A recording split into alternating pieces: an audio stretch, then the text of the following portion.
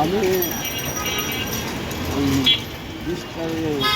19 তারিখ আমি প্রশাসনিকভাবে যে কিছু জায়গা যাওয়ার দরকার আমার সাথে একটা লোক ছিল ওদের আমি সব জায়গায় গেছি। কেউ স্বীকার করে না যে আমার জমি এসছে। আমি এখান থেকে রাত্রে 2টার পরে বাসায় গেছি করে তো জমির আম্মা জমির ওয়াইফ আমার জড়ায় ধরছে, আমার হাজবেন্ড কোথায়, আমার ছেলে কোথায়। আমি বলে আমি কিছুই করতে পারতেছি না। আমি অনেক জায়গায় গেছি, তারা কোনো আমার বলতেছে না যে হ্যাঁ জমি গেছে। এখন কী হয়েছে আল্লাহ পাক জানে, আল্লাহর কাছে ডাকো, আল্লাহ এটা ভালো করে বলতে পারবে, আমি জানি না। পরে রাত্রে 3টার দিকে একটা পুলিশ শব্দ শুনলাম। আমি তখন আমার অনেক জনগণরা ভাব দিচ্ছে, ভাব খাইতেছে, এই সময় গুলি শব্দ শুনলাম। তখন আমার বৌমা বললো বাবা কার মা বুক জানিটা, তখনই ওই গুলিটা আমার ছেলেরই করছে, আমার যতটুকু মনে হয় আর কি।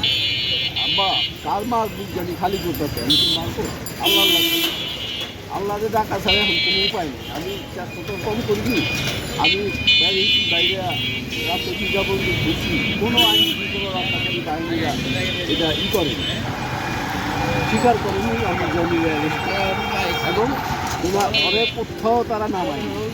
ওই অ্যারেস্ট করার পর হতে গাড়িতে নিয়ে ঘুরছে, গাড়িতে নামায় আমি শুনছি এখানে একটা বিরিয়ানি দোকান আছে, বিরিয়ানি খাইতে গেছে, খোলা বিরিয়ানি দোকানে বিরিয়ানি খাওয়ায় আবার গাড়িতে গেছে, গাড়ির থেকে কোনোখানে নামায়।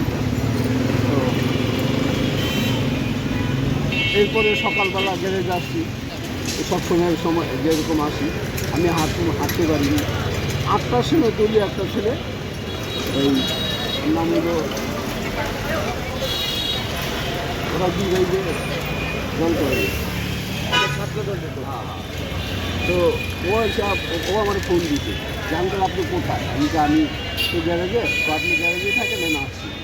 ও আসতে করে আমি জড়াই করছি আমার জমি কোথায়, ওইটা কর জানতেন আপনি ঢাকা মেডিকেলে আমার নিয়ে যান। ওই কথা শুনেই তো আমি বুঝছি যে আমার চলে হতো না। সাথে একটা সিএনজি নিলাম, নেওয়ার পর নিয়ে গেলাম। আমি আদৌ আমার মনে হয় যে সিএনজির দ্বারা আমি দিয়েছিলাম কিনা, আমার তো অনেক ছিল। আমি গিয়ে একটা টেবিল ছিল বসে ওই নিয়ে একটা গ্লাসের মধ্যে মারতাম, তখন তো আমি উন্মাদ পাবো আমার ছেলে একটা ছেলে অল্প বয়সে মেডিকেলি কর্তৃপক্ষ হবে, সে আমার জড়ায় বলে যে আনবেন আপনি ভাঙচুর করেন না, আপনি ছেলের লাশ নেবেন। আমি তো অবশ্যই নিব। পরে ও সেরে গেলো, পরে একটা সাংবাদিক ওয়াইফ আমার কানে বলে বললো যে আঙ্কেল আপনি এইভাবে লাশটা নিবেন না, ওরা কিন্তু দিয়ে দিতে চলে লাশটা পোস্টমর্টেম করায়। পরে আমার ছোটো ভাই ইলিয়াস ও আমার মেডিকেল করে আমার ওয়াইফের আমার খালি ছিল ওর সহ আমি পাঠাই দিবি যাতে জানটা আপনি ওই আমি পুলিশে মারতে যাই, সেনাবাহিনীর মারতে যাই, তো আপনি থাকলে হিদিদি করে ধরায় ফেলে যান, আপনি জানটা আমি যে আমার ছাড়া আমার সিগনেচার ছাড়া আমার ছেলের দিব আমি নিয়ে আসতে সেইটা মনে করেন 10টা বাজে লাশ দিচ্ছে আপনার মাছ দিনের কিছুক্ষণ। এর মধ্যে আমার পুরো এলাকা পুরো পুলিশদের এসছে, একেবারে টলকামান এভরিথিং আমার ওই গলিতে। এই রেলগেটটা পার হইতে কোনো লোক যদি রেলের পার হইতে চাইছে তাদের আইডেন্টিফাই না করে ছাড়ে নিজের বাড়িতে এমন অবস্থা। তো এরপরে ওরা আবার কাপড় করা দিচ্ছেন দুটো রুম চালালে হাতাই করছে। এই কাপড় আমি মানি না, খোলায় আমি নতুন গোসল করা আমি কাপড় আনি পরে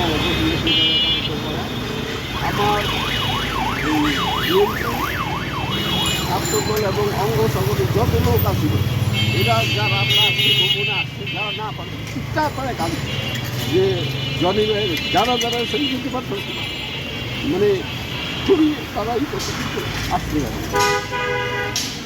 ওই যে হরিমরশিদ হাবিব ও তো চিৎকার করে কাঁদছে যে আমার ডাইন হাতটা আসছে ভাঙিয়ে গেল। খুব আদর করতে আমার ছেলে, এখনও ওরে একদম আপন ছোটো ভাইয়ের মতো ছিল। তো উনি আসতে পারেনি, কিন্তু ওনার মা বুড়া মানুষ উনারে পাঠাইছে, কারণ ওনারা তো তন্দরের উপরে। আমার এই ছেলের ব্যাপারে মোটামুটি বিএনপি যত নেতা কর্মী আছে মোটামুটি আমার একটা সহযোগিতা করছে, কথাতে সহযোগিতা করছে, খোঁজখবর আমার নিতে পারে। আমি বললাম না যে আমি হাতে দইলা পানি নিয়ে এই হোটেল থেকে দৌড়াইবা পানি নিচ্ছি। রক্ত নিচে একদম ভেসে ছিল, ঘাসের উপরে। হ্যাঁ, কুকুর বিড়ালে এই করবো, আমি হাতে দইলা এগুলা। আমার আবার একজন বলবে আঙ্কেল আমরা পয়সা পেয়ে দিই, আপনার হাত কাটে গিয়ে আমাকে না কাটে পানি দেওয়া মানে আমি পয়সা দিই।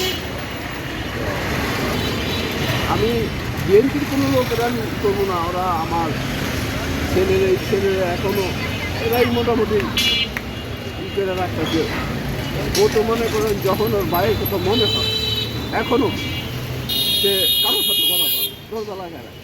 মানে ওদের বিপরীত ভাইয়ের প্রতি এত মিল ছিল, বর্তমান যে ভাইয়ের ভাইয়ের এত মিল আমি আমার চোখে পড়ে না। যেমন একটা জোড়া কবুতর ছিল আমার, একটা জোড়া কবুতর থেকে একটা বাইরে হবে। হীরা ভাই, আপনাকে দেখতে কারাগারে যেই তো জনি ভাই প্রথম নিখোঁজ হয়, তারপরে লাশ পাওয়া গেল। আপনার আপন বড় ভাই, আপনাদের মধ্যে অনেক ভালো সম্পর্কও ছিল। আপনি আপনার ভাইয়ের লাশটাও দেখতে পারেননি, আপনার অনুভূতিটা একটু যদি বলতেন যে এই জায়গায় আপনার ভাইয়ের লাশ পাওয়া গিয়েছিল। নিশ্চয়ই পরে অনেকবার এখানে এসেছেন। অনেকবার আসছি। আসলে এই আবেগ গণমুহূর্ত বা এই স্মৃতি বা এই বেদনার কথা বলে প্রকাশ করা যায় না। আমার ভাই আমার জন্য কী ছিল এটা একমাত্র আমি জানি। আর সর্বোপরি যতক্ষণ পর্যন্ত আমার ভাইয়ের মৃত্যুর হত্যার বিচার না হচ্ছে, আসলে এগুলা বলতে খুবই কষ্ট হয়, দুঃখ হয় যে এখন পর্যন্ত আমরা এই বিগত 17 বছর আন্দোলন সংগ্রাম করার পরও জুলাই আন্দোলন শেষ করেও এখন পর্যন্ত মামলা করছি 10 বছর পরে। কীভাবে কতটুকু সুষ্ঠু ইনভেস্টিগেশন হচ্ছে, আসামি ধরার জন্য চেষ্টা চলতেছে, একমাত্র যাদের হাতে এগুলো আছে তারাই বলতে পারবে। আসলে এই কষ্টের কথা বলতে পারি না। একা একা যখন থাকি ঘুমের মধ্যে, আমি আমার ভাইয়ের সাথে ছোট থেকে বড় হয়েছি, একসাথে ঘুমাইছি, একসাথে খাইছি। আমার ভাইয়ের কখনো খেলনার প্রয়োজন হয় নাই, আমার কখনো বন্ধুর প্রয়োজন হয় নাই। তো ওই মুহূর্তে এই কথাগুলো আসলে কীভাবে বলবো, কী প্রকাশ করার মতো না। আবেগ চলে আসে, কান্না চলে আসে, এই জন্য হয়তো বা বলি না কারোর সামনে, দীর্ঘদিন বলি নেই।